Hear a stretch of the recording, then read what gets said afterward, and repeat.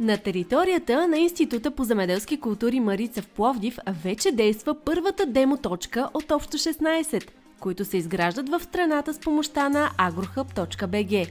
Във всички тях ще има създадена инфраструктура и ще се приложат системи за прецизно приложение на напоителния процес и храненето на растенията при различни видове земеделско производство. Планирано е да бъдат разположени на открити площи в земеделски стопанства, както и в лозарски масиви. За първи обект е избрана оранжерия от 70-те години на миналия век, на която успешно е вдъхнат нов живот. Проектът AgroDigi Rice от ден едно привлече нашето внимание, защото общо взето ние сме в позицията образоване на българския пазар по отношение на високите технологии. И това е една идеална възможност да може да запознаем повече земеделски производители с предимствата на използването на такъв тип технология. В деня на откриването на националния демоцентър на AgroHub.bg над 100 човека посетиха оранжерията, в която има монтирано технологично оборудване за прецизно напояване, торене и климат контрол. В момента, в който ние избрахме, че тук, именно тук в ИЗК Марица ще бъде демоцентъра, започнахме така доста усилена работа. Отнени доста време, между другото. Това е един много, много сериозен проект с много предизвикателство за нас, защото той не е стандартно земеделско стопанство. В тази оранжерия се произвеждат, правят опити и селектират домати и се прави семепроизводство.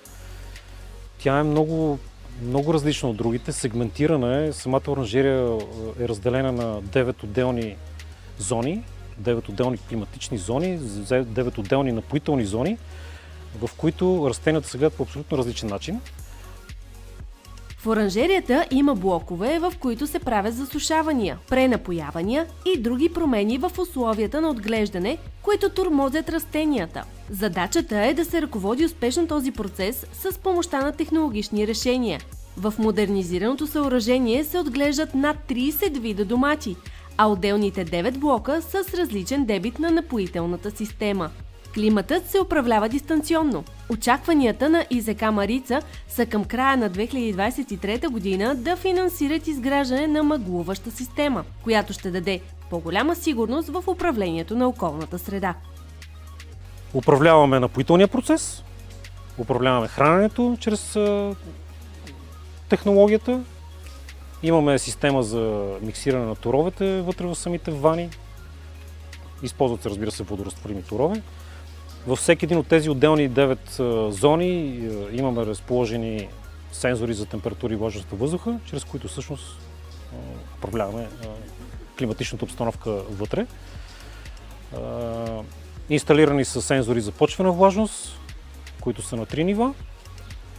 И общо взето, чрез всичките тези сензори вътре в оранжерията, ние имаме така един много сериозен мониторинг за състоянието на почвата и на въздуха.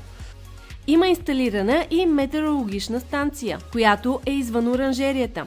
Чрез нея се гарантира по-голяма сигурност по отношение на външни влияния, като силни ветрове и евентуална повреда на проветрителите. Всеки земеделски производител, който желае да получи повече информация, може да отиде в ИЗК Марица, а скоро и в останалите 15 демоточки. Всички представени услуги са безплатни и в полза за фермерите. Смея да твърда, че българското производство е наистина на изключително високо ниво по отношение на технология. Не го казвам само за нашата технология, наистина българските производители използват технологии, не са чак толкова консервативни по отношение на иновациите. Разбира се, че до голяма степен влияе и смяната на поколенията, защото масово, може би над 98% от нашите клиенти са млади хора, наистина. Това е нещо, което много ме радва. Младите хора осъзнават, че има бизнес в земеделието и все повече се ангажират с такъв тип производство. Това сочат наблюденията на технологичните компании, работещи в селското стопанство. Ние искаме да направим земеделието привлекателно за младите хора. Как? Чрез технологии. Всеки един млад човек иска да управлява всичко от телефона си.